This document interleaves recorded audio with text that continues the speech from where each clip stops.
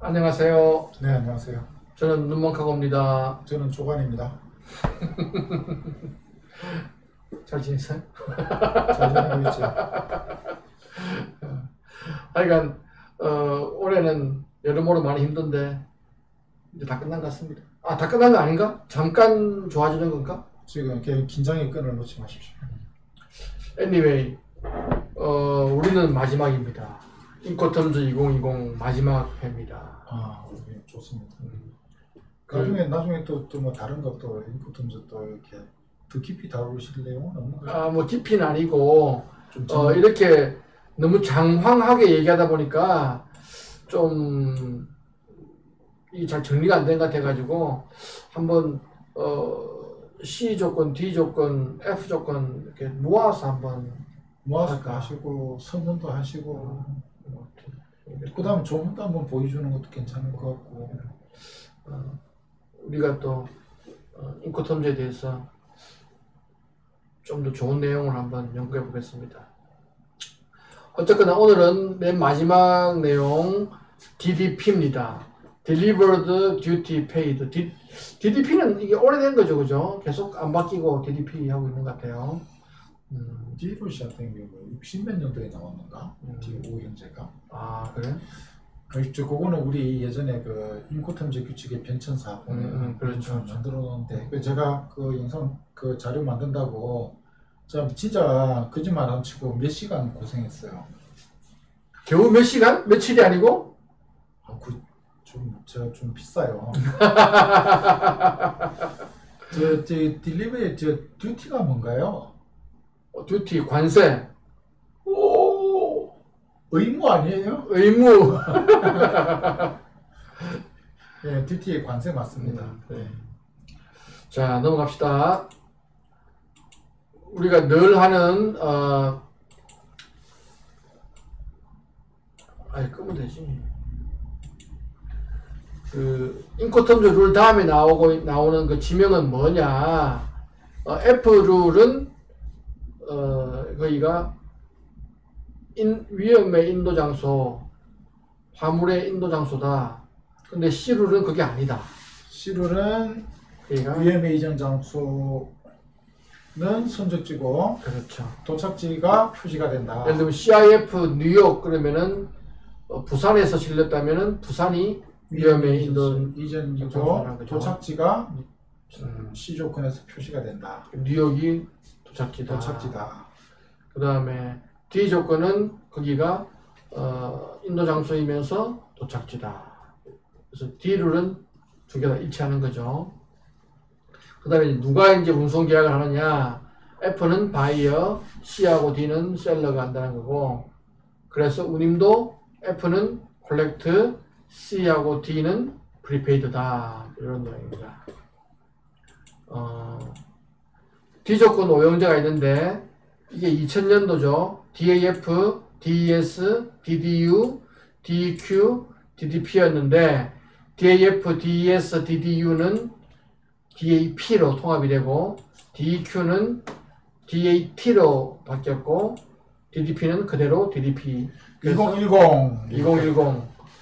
삼형제가 됐다가 DAT가 DPU 언로드가 붙었고 오늘 할 내용은 DDP다. 이런 내용입니다.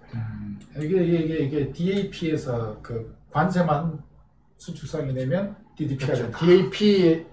DPU가 아니라 DAP에다가 플러스 the goods cleared for import by the seller. 그러니까 DAP에다가 임포트 클리어하고 관련된 세금을 내면 DDP가 된다. 그렇죠. 그래서 수입국에서 셀러가 수입 통관하는 것 말고 나머지는 DAP와 똑같다. 그러니까 수입국에서 셀러가 수입 통관하는 게 DDP죠. 그렇죠. DAP는 이제 바이어가 수입 통관하고. 그래서 이게 사실은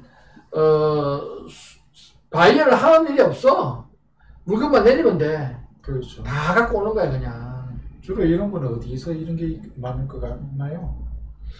내 경험적으로는 미국에 있는 대형 마트에 들어갈 때 보통 이렇게 하더라고. 그리고 그러니까 여기 이제 뭐 페덱스 뭐 이런 걸로 할 때 DDP 조건을 많이 합니다. 페덱스, UPS, 뭐 특수화물 이런 거.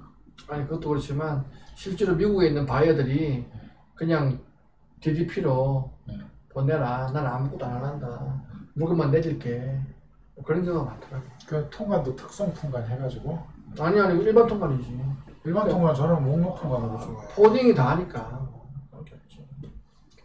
그 다음에 identifying POD precisely.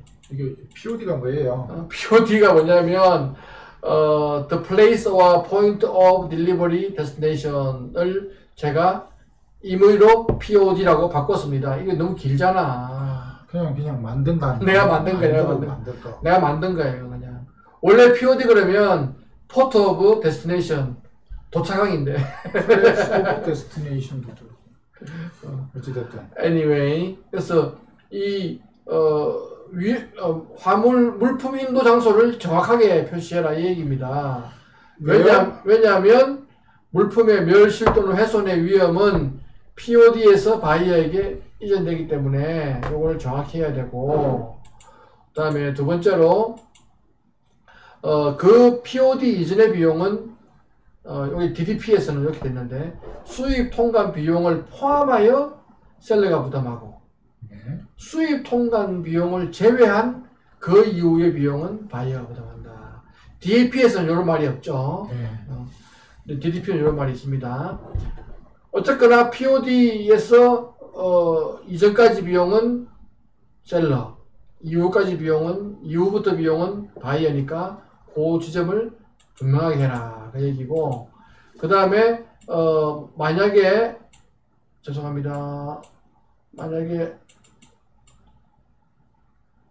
셀러가 합의된 POD까지 운송계약을 체결하거나 운송을 마련해야 되는데, 만약 셀러가 그렇게 하지 않아서 바이어가 운송인에게 추가 비용을 지불했다면 셀러는 그 비용을 책임져야 된다.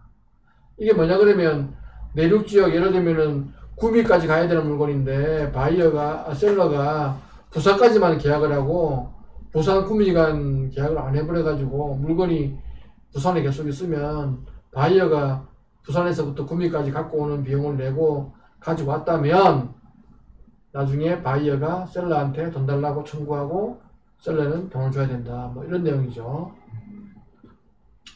그다음 아주 당연한 얘기입니다. 그렇죠. 아주 당연한 얘기죠. 그 다음에 unloading cost. 이건 뭐냐면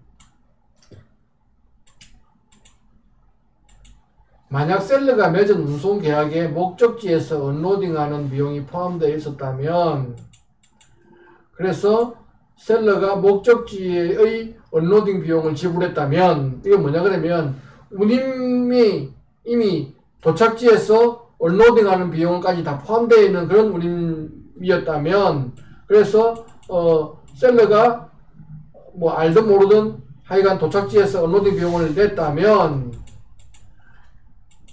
쌍방이 따로 합의하지 않았다면 셀러는 그 비용을 바이어에게서 따로 해소할 수 없다. 돈 달라 못한다 이 얘기죠. 근데 여기 이제 DDP만 그런 게 아니고 CIP, CPT, DAP, DDP, CFR, CIF 모두 따로 합의가 없었다면 셀러가 계약에 의해서 이미 지불한 목적지 언로딩 비용을 회수할 수가 없다. 그리고 C로 시작되는 거 4개, D로 시작되는 거 2개. 왜냐하면 DPU는 원래 내려서 인다는 조건이니까 이런 뭐 분쟁이 없죠. 근데 이 문구가 우리 조간이 얘기하기를 뭐 어떤 배경이 있다고 했잖아요 그때. 이거요? 터미널 핸들링 차지. THC 같은 경우에 요것도 지금 T로 시작되는 규칙 같은 것도 보면 매도인이 매수인에게 달라고 하는 그 금액에는 운임하고 모든 비용이 포함된 금액으로 이렇게 인식하죠 매수인은. 근데 난데없이 이제 터미널 핸들링 차지를 목적지에서 요구하는 경우가 있어요. 매수인한테. 오늘 매수인이 뭐라고요? 나는 매도인한테 다 줬어. 운임 포함해가지고 관련 비용 다 줬어. 이런 분쟁이 생길 수가 있죠. 그래서 그런 분쟁이 생기고 말이 많으니까 인코텀제 2010에 보면 터미널 핸들링 차지는 비용을 나타내는 A6조, B6조를 참조하세요 라고 해서 했어요. 근데 A6조, B6조가 2020으로 오면서 A 구조, B 구조로 이렇게 바뀌었거든요. 그래서 A 구조, B 구조로 갖다가 봐라, 참고하라라고 되어 있는데 A 구조, B 구조에는 가만히 보니까 터미널 핸들링 차지에 대한 언급이 전혀 없다. 그렇지. 전혀 없고 목적지에 도착하는 목적지에서 내리는 비용이 매도인이 체결한 운송계약에 포함이 되어 있고 운송계약의 결과로 매도인이 부담했다면 매수인에게 청구할 수 없다. 이런 내용들이 들어가 있어. 그거까지만 딱 들어가 있어. 그러니까 그 내용을 반대로 해석하면 운송계약에 그게 포함되어 있지 않은 비용이라면 바이어가 당연히 낸다. 당연히 낸다. 그 얘기를 하려고 그게 들어가는 거죠. 근데 사실은 이제 DDP 같은 경우에는 그게 내륙 지역으로 이제 목적지를 정했다면 이 통과하는 지역이기 때문에 보통 다 DTHC는 다 셀러가 부담을 하죠. 왜냐면 포워더가 이제 청구하는 거니까. 그 DDP 같은 경우에도 이게 목적지가 인천, 부산 DDP 조건이 그럴 수 있으니까. 그랬을 때는 또 이런 얘기가. 그러니까 사실 내가 이제 인코텀즈를 쭉 준비하면서 내 머릿속에 있는 고정관념은 D 조건은 항상 내륙에서 하겠는데 D 조건이 꼭 내륙이 아닐 수도 있다는 걸 내가 그렇죠. 예, 터미널을 벗어나가지고 행정구역이 부산 아니다 그럴 수도 있으니까 부산 시내다. 그렇죠. 그 다음에 많은 걸 준비를 해줄 뒤에도 막 계속 나오고 그러네. 많은 걸 준비를 하고 싶나 봐. 이제 DDP는 다른 조건과 달리 엑스포트 임포트 클리어런스가 다 셀러가 이제 해야 되는 거죠. 그렇죠. 그래서 바이어는 대신에 바이어는 어시스트를 해야 돼요. 어시스트를 셀러가 엑스포트, 임포트, 트랜짓 관련된 모든 이런 통관을 할 때 필요한 것들을 바이어는 어시스트를 해야 됩니다. 그러니까 서류 또는 정보 이런 것들이 매도인이 필요로 할 때 그렇지. 도와주세요 하면 그렇지. 매수인이 도와줘야 된다 그런 얘기고요. 맞습니다. 그 다음에 이제 매도인 원래는 다 매도인이 하는 건데 매수인이 도와주죠.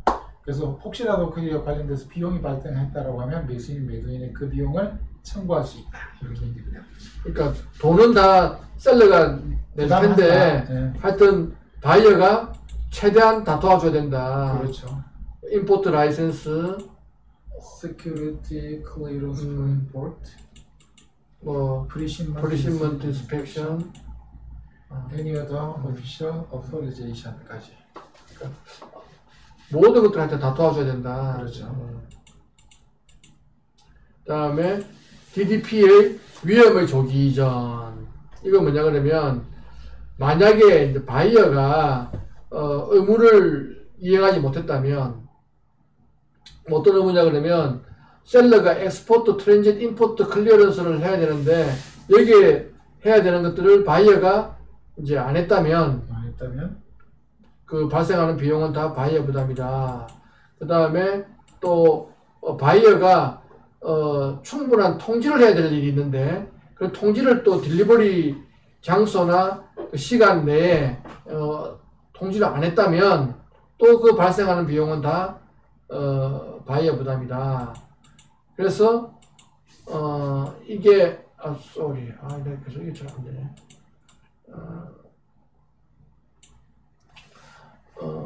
인도하기로 한 날에 마지막 날에 인도한 거로 본다. 그렇죠. 그러니까 쉽게 말하면 물건이 도착해가지고 통과를 해야 되는데 바이어가 뭘 줘야 되는데 안 줘가지고 셀러가 통과를 못하고 있다든지 뭐 이렇게 또 뭐 장소를 정확히 얘기해야 되는데 장소를 정확히 얘기 안 해가지고 어디다 갖다 줘야 될지 모른다든지 뭐 이렇게 하여튼 애매한 일이 발생해가지고 셀러가 못하고 있었다면 그 인도하는 장소와 날짜가 인도하는 날짜의 마지막 날에 인도한 걸로 본다. 그럼 조기 이전의 개념에 대해서 한번 정리를 다시 한번 해볼게요. 예. 인코텀즈에서 말하는 인도는 뭐였죠? 위험 이전될 수 있는 요건을 갖추어주는 거예요. 우리가 흔히 생각하는 인도는 아니다라는 거죠. 우리가 흔히 생각하는 인도는 물건에 넘겨주는 거예요. 점유권을 넘겨주는 건데 인코텀즈에서는 위험 이전되는 요건을 갖추는 거예요. 그래서 그 인도가 되게 되면 자연스럽게 위험 이전된다라는 그런 대원칙을 가지고 있는 게 인코텀즈인데 그런데 매도인이 인도 의무를 성실하게 이행하고 싶은데 누구 때문에 못하는 거죠? 바이어 때문에. 바이어 때문에 못하죠. 그러면 뭡니까? 바이어가 취해줘야 할 행동을 갖다 제때 취해주지 않으면 인도 기간이 만료가 되면 마지막 날 위험 이전된다라는 게 위험의 조기 이전이에요. 그래서 조기 이전의 사유가 T로 시작되는 규칙에는 매수인 수입 통과를 못 해가지고 인도의 장소가 서울시티인데 인천에서 수입 통관이 안 되게 되면 서울시티에서 인도 의무를 이행할 수가 없죠. 그렇죠. 그래서 조기 이전 사유가 되는 거고 그 다음에 또 통제 의무라는 게 있는데 바이어가 인도 지점을 알려달라고 하니까 지금은 결정이 안 됐고 나중에 내가 정확한 서울 시내 주소 알려줄게 라고 했으면 나중에 안 알려주면 서울 시내 주소를 모를 수가 없잖아요. 자, 그래서 그때도 뭡니까? 인도 기간이 만료가 되게 되면 위험이 이전된다. 그 얘기를 이렇게 하고 있는 겁니다. 오케이. 그런데 마지막 조건이 하나 더 있죠. 조건이 뭐냐면 그 물건이 계약의 목적물로 명확하게 구분이 돼야 된다. 마지막 문구. 그래서 뭐 풀특정물, 특정물 이렇게 얘기를 하는데 풀특정물 상태에서는 위험 이전되지 않는다. 그래서 매수인의 물건이 어떤 물건인지 결정이 돼야지만 위험 이전된다라는 거예요. 그 다음에 결론적으로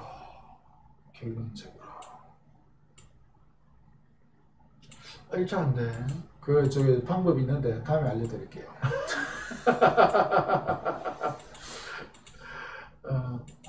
DAP에다가 Unloading by the Seller라는 말만 붙이면 DPU가 됩니다.